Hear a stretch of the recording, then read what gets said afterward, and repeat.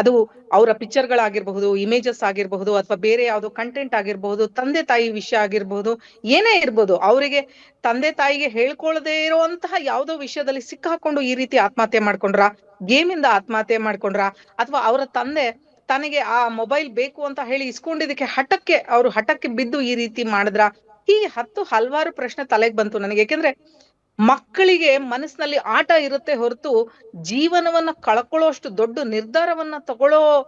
ಮಟ್ಟಕ್ಕೆ ಹೋಗ್ತಾರೆ ಅಂದ್ರೆ ಅಲ್ಲಿ ಬೇರೆ ಏನೋ ನಡೆದಿದೆ ಅನ್ನೋದು ಕೂಡ ನನ್ನ ಮನಸ್ಸಿಗೆ ಬಂತು. ಮೇಡಮ್, ನಂದೊಂದು ಕುತೂಹಲದ ಪ್ರಶ್ನೆ. ಇಂತಹ ಗೇಮ್ಗಳನ್ನು ಇಂಟ್ರೊಡ್ಯೂಸ್ ಮಾಡಬೇಕಾದ್ರೆ ಅವ್ರಿಗೆ ಕೆಲವೊಂದು ರೂಲ್ಸ್ಗಳಿರಲ್ವಾ? ನಮ್ಮ ಸರ್ಕಾರದಲ್ಲಿ ಈಗ ಆ ತರದ ಒಂದು ಏನು ಲೈಸೆನ್ಸಿಂಗ್ ಪ್ಯಾಟರ್ನ್ ಅಂತ ಏನ್ ಕರಿತೀವಿ, ಅಂದ್ರೆ ಗೇಮ್ ಗಳನ್ನ ಇಂಟ್ರೊಡ್ಯೂಸ್ ಮಾಡೋದಕ್ಕೆ ಲೈಸೆನ್ಸಿಂಗ್ ಪ್ಯಾಟರ್ನ್ ಯೂಶಲಿ ಗೇಮ್ ಎಲ್ಲಿಂದ ಬರುತ್ತೆ, ಒಂದು ನಮ್ಮ ಪ್ಲೇ ಸ್ಟೋರ್ ಇಂದ ತಗೊಳ್ತೀವಿ ನಾವು, ಇಲ್ಲ ಅಂತಂದ್ರೆ ಬೇರೆ ಎಲ್ಲಿ ಡೌನ್ಲೋಡ್ ಮಾಡ್ಬೇಕು ಅಂದ್ರೆ iOS ಆದ್ರೆ ಬೇರೆ ಒಂದ್ ಕಡೆ ನಾವು ITO ನಿಂದ ಡೌನ್ಲೋಡ್ ಮಾಡ್ಕೊಳ್ತಾ ಹೋಗ್ತೀವಿ. ಇಲ್ಲಿ ಯಾವುದೇ ರಿಸ್ಟ್ರಿಕ್ಷನ್ಸ್ ಇಲ್ಲ, ಮೊದಲನೇದು. ಎರಡನೇದು, ಇದು ನಮ್ಮ ದೇಶದಲ್ಲಿ ಇದನ್ನ ಇವರು ಕ್ರಿಯೇಟ್ ಮಾಡಿ ಇಲ್ಲಿ ಅಪ್ಲೋಡ್ ಮಾಡ್ತಾ ಇದಾರಾ, ಇದಕ್ಕೊಂದು ಪರ್ಮಿಷನ್ ಇದೆಯಾ, ಲೈಸೆನ್ಸ್ ಇದೆಯಾ ಅಂತ ಕೇಳಿದ್ರೆ ಖಂಡಿತವಾಗ್ಲೂ ಇದಕ್ಕೆ ಯಾವ್ದಕ್ಕೂ ನಿಯಮ ಕಾಯ್ದೆ ಇದು ಯಾವ್ದು ಸದ್ಯಕ್ಕಿಲ್ಲ, ರೂಲ್ಸ್ ಅಂಡ್ ರೆಗ್ಯುಲೇಷನ್ಸ್ ಅಂತ ಯಾವ್ದು ಇಲ್ಲ. ಯಾಕೆಂತಂದ್ರೆ ಬೇರೆ ಯಾವುದೇ ದೇಶಕ್ಕೆ ಹೋದ್ರೂ ನೀವು ಯಾವ್ದಾದ್ರು ನಿಮ್ಮ ಆಪ್ ಅನ್ನ ಅಪ್ಲೋಡ್ ಮಾಡ್ಬೇಕು ಅಂತಂದ್ರೆ ಪರ್ಟಿಕ್ಯುಲರ್ ರೂಲ್ಸ್ ಅಂಡ್ ರೆಗ್ಯುಲೇಷನ್ಸ್ ಇರುತ್ತೆ. ಇದು ಈ ತರಾನೇ ಕ್ರಿಯೇಟ್ ಆಗಿರ್ಬೇಕು, ಬ್ಯಾಕ್ ಎಂಡ್ ಇದಿರ್ಬೇಕು, ಫ್ರಂಟ್ ಎಂಡ್ ಇದಿರ್ಬೇಕು, ಟೆಕ್ನಿಕಲಿ ಕ್ವಾಲಿಫೈ ಆಗಿರ್ಬೇಕು, ಹಾಗೇನೆ ಟೆಕ್ನಿಕಲ್ ಟೆಸ್ಟಿಂಗ್ ನ ಇದು ಪಾಸ್ ಆಗಿರ್ಬೇಕು, ಹೀಗೆಲ್ಲ ಇರುತ್ತೆ. ಇದನ್ನ ನಾವ್ ಯಾಕೆ ಇನ್ನೂ ತಂದಿಲ್ಲ ಅಂದ್ರೆ ಖಂಡಿತವಾಗ್ಲೂ ನಾವು ಸರ್ಕಾರಕ್ಕೆ ಇದೊಂದು ಪ್ರಶ್ನೆ ಕೇಳಲೇಬೇಕಾಗತ್ತೆ.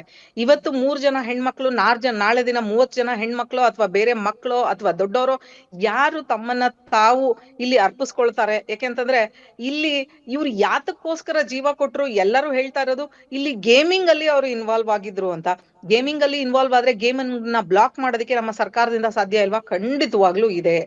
ಸೊ ಹಾಗಾಗಿ ಈ ಗೇಮ್ ಗಳಿಗೆ ಪರ್ಮಿಷನ್ ಯಾರು ಕೊಟ್ಟು ಅಂತ ಕೇಳಿದ್ರೆ ಖಂಡಿತವಾಗ್ಲೂ ಯಾರು ಪರ್ಮಿಷನ್ ಕೊಟ್ಟಿಲ್ಲ. ಪರ್ಮಿಷನ್ ಇಲ್ದಿರಾ ಇದು ಅಪ್ಲೋಡ್ ಆಗಿದ್ಯಾ ಅಂದ್ರೆ ಖಂಡಿತವಾಗ್ಲೂ ಹೌದು, ಅಪ್ಲೋಡ್ ಆಗಿದೆ.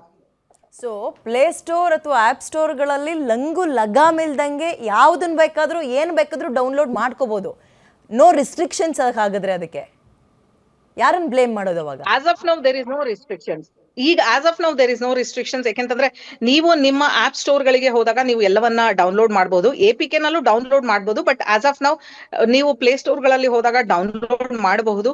ರಿಸ್ಟ್ರಿಕ್ಟ್ ಮಾಡಬೇಕು ಅಂದಾಗ ಖಂಡಿತವಾಗ್ಲೂ ಸರ್ಕಾರ ಮುಂದೆ ಬರ್ಬೇಕಾಗತ್ತೆ. ಸರ್ಕಾರ ಮುಂದೆ ಬಂದು ಇಲ್ಲ ನಾವು ಯಾವುದೇ ಆಪ್ ಅನ್ನ ಇಲ್ಲಿ ಅಲೋ ಮಾಡ್ಬೇಕು ಅಂತಂದ್ರೆ ಪ್ಲೇ ಸ್ಟೋರ್ ಟೀಮಿನ ಜೊತೆ ಟೈ ಅಪ್ ಆಗಿ ಅಲ್ಲಿ ಒಂದು ಅಗ್ರಿಮೆಂಟ್ ಆಗ್ಬೇಕು. ಏನು ಅಂದ್ರೆ ನಮ್ಮ ದೇಶದ ಪ್ರಜೆಗಳ ಮಧ್ಯದಲ್ಲಿ ಈ ಆಪ್ ಗಳನ್ನ ನೀವು ಡೌನ್ಲೋಡ್ ಮಾಡೋದಕ್ಕೆ ಬಿಡಬೇಕು ಅಂತಂದ್ರೆ ಈ ತರದ ನಿಯಮಗಳನ್ನ ನೀವು ಪಾಲಿಸಬೇಕು. ಅಂದ್ರೆ ಒಂದು ಸೆಕ್ಯೂರಿಟಿ ಟೆಸ್ಟಿಂಗ್ ಆಗಿರ್ಬೇಕು, ಇನ್ನೊಂದು ಮಕ್ಕಳಿಗೆ ಹಾರ್ಮ್ ಮಾಡಬಾರ್ದು, ದುಡ್ಡನ್ನ ಕದಿಬಾರ್ದು, ಹಾಗೇನೆ ಸೈಬರ್ ಅಪರಾಧಕ್ಕೆ ಇದು ಜಾಗ ಮಾಡ್ಕೊಡ್ಬಾರ್ದು. ಯಾಕೆಂದ್ರೆ ಸಾಕಷ್ಟು ಅಪ್ಲಿಕೇಶನ್ ಇವತ್ತು ನೀವೇ ನೋಡ್ತಾ ಇದ್ದೀರಾ, ಆ ಅಪ್ಲಿಕೇಶನ್ ಯಾತಕ್ಕೆ ಡೆವಲಪ್ ಮಾಡಿದ್ದಾರೆ, ಯಾರು ಡೆವಲಪ್ ಮಾಡಿದ್ದಾರೆ, ಡೆವಲಪ್ ಮಾಡಿರುವಂತಹ ಟೀಮಿಗೆ ಏನ್ ಎಲಿಜಿಬಿಲಿಟಿ ಇದೆ, ಅದು ಯಾವ ಯಾವ ಟೆಸ್ಟ್ ಪಾಸ್ ಆಗಿದೆ ಅಂತ ಕೇಳಿದ್ರೆ ಎಲ್ಲವೂ ಶೂನ್ಯ ಅಲ್ಲಿ. ಅಲ್ಲ ಮೇಡಮ್, ಈಗ ನಾನೊಂದು ಏನಂದ್ರೆ ಮೇಡಮ್ ಅವ್ರಿಗೆ ಕೇಳ್ತೀನಿ. ಈಗ last time China app TikTok ಅಂತೇಳಿ ಬಂತು, ಅದನ್ನು ಬ್ಯಾನ್ ಮಾಡಿತು ಸರ್ಕಾರನ, ಕೇಂದ್ರ ಸರ್ಕಾರನ ಬ್ಯಾನ್ ಮಾಡಿತು. ಅದೇ ರೀತಿ ಈ ಗೇಮಿಂಗ್ ಆ್ಯಪ್ಗಳನ್ನು ಕೇಂದ್ರ ಸರ್ಕಾರ ಬ್ಯಾನ್ ಮಾಡ್ಬೋದಲ್ಲ, ಮಕ್ಕಳಿಗೆ ಹಾನಿಕರ ಆಗ್ತಾ ಇದೆ. ಇದು it's nothing but gambling madam. ಅದೊಂದು ರೀತಿ ಜೂಜಾಟ. ಮಕ್ಕಳು ಜೀವದ ಜೊತೆ ಆಟ ಆಡ್ತಾ ಇದೆ ಅಂದ್ರೆ ಇದನ್ನು ಕೂಡ ಜೂಜಾಟ ಅಂತಾನೆ ಕನ್ಸಿಡರ್ ಮಾಡಬೇಕು. ಸೊ ಅಗೇನ್ ಪ್ರಶ್ನೆ ಬರೋದು ಗೌರ್ಮೆಂಟ್ ಮೇಲೆ. ಈಗ ಹಂಗನ್ಕಂಡು ಎಲ್ಲ ಗೌರ್ಮೆಂಟ್ ಮೇಲೆ ಹಾಕ್ಕೊಂಡು ನಾವು ಮಕ್ಳನ್ನ ಸೇಫ್ ಮಾಡ್ಕೊಳಕ್ಕಾಗಲ್ಲ. ಪೇರೆಂಟ್ಸ್ಗಳ ಗಮನಕ್ಕೂ ಇರಬೇಕದು. ಮಕ್ಕಳಿಗೆ ನಾನು ಈ ಡಿಸಿಷನ್ ತಗೋಬೇಕಾ ಬೇಡವಾ ಅನ್ನೋಷ್ಟು ಪ್ರಬುದ್ಧತೆನೂ ಬೆಳೆದಿರಲ್ಲ.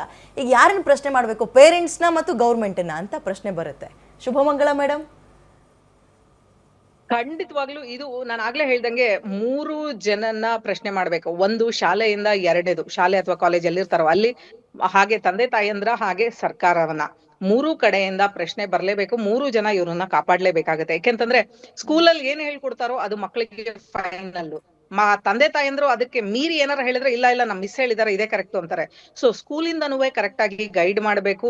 ಸೈಬರ್ ಸೆಕ್ಯೂರಿಟಿಯ ಒಂದು ಟಾಪಿಕ್ ಏನಿದೆ ಅದು ಪ್ರಿಯಾರಿಟಿ ಅಂತ ಕನ್ಸಿಡರ್ ಮಾಡಿ ಅದರ ಅವೇರ್ನೆಸ್ ಅನ್ನ ಕೊಡೋದಕ್ಕೆ ಶುರು ಮಾಡ್ಬೇಕು.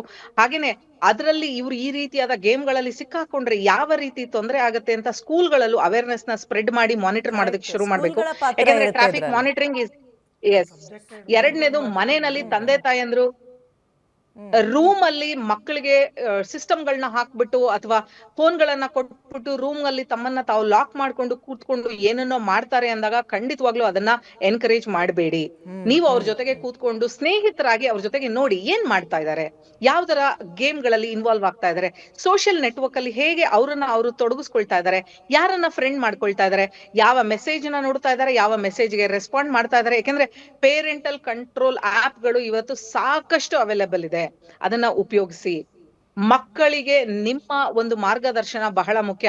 ಎಲ್ಲರೂ ತಂದೆ ತಾಯಂದ್ರು ಹೇಳೋದು, ಶುಭ ಮೇಡಮ್ ನನಗೆ ಫೋನ್ಗಳ ಬಗ್ಗೆ ಏನು ಗೊತ್ತಾಗಲ್ಲ, ಝೀರೋ ನಾಲೆಡ್ಜ್, ನಾನ್ ಹೆಂಗೆ ಕಂಟ್ರೋಲ್ ಮಾಡ್ಲಿ ಅಂತಾರೆ. ನಿಮಗೆ ಝೀರೋ ನಾಲೆಡ್ಜ್ ಇದ್ದಾಗ, ನೀವು ಮಕ್ಕಳನ್ನ ಕಂಟ್ರೋಲ್ ಮಾಡಕ್ ಆಗಲ್ಲ ಅಂದಾಗ ದಯವಿಟ್ಟು ಅದನ್ನ ತಿಳ್ಕೊಳ್ಳೇಬೇಕು, ಇಲ್ಲಾಂದ್ರೆ ಮಕ್ಕಳಿಗೆ ಫೋನ್ ಕೊಡಿಸ್ಬೇಕು.